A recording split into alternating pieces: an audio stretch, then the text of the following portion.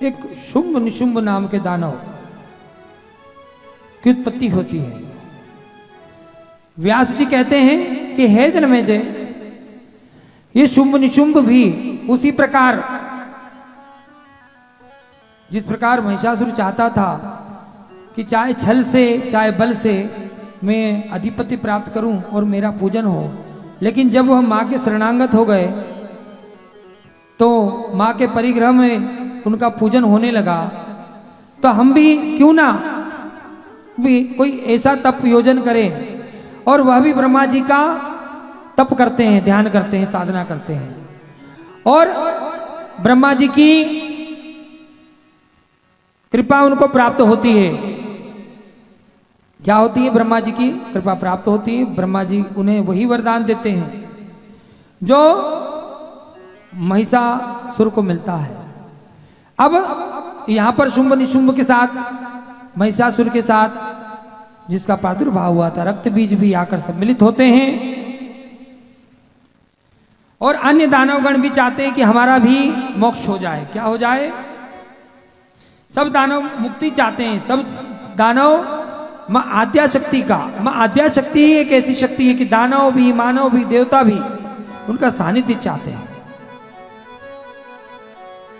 इस संसार में अगर कोई शक्ति है तो वह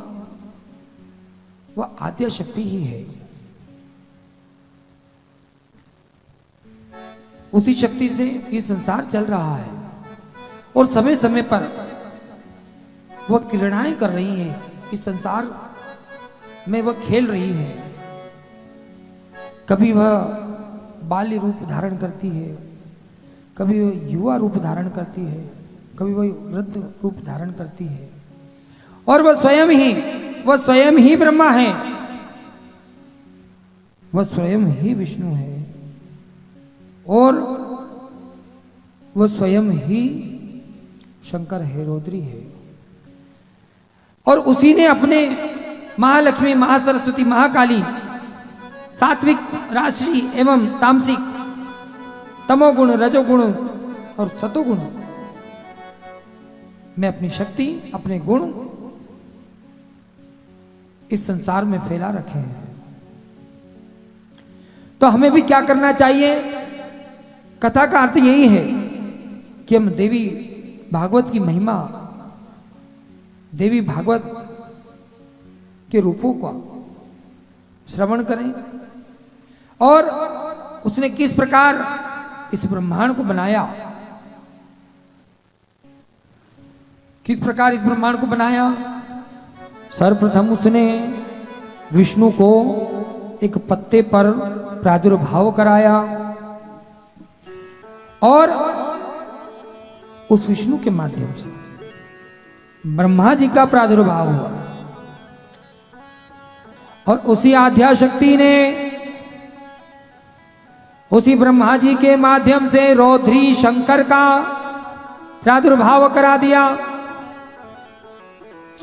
और जब वह अपने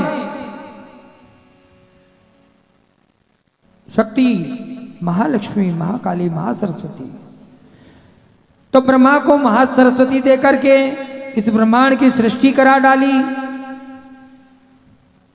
विष्णु को महालक्ष्मी देकर कर वह इस सृष्टि का पालन करा रही हैं, और वही आद्या शक्ति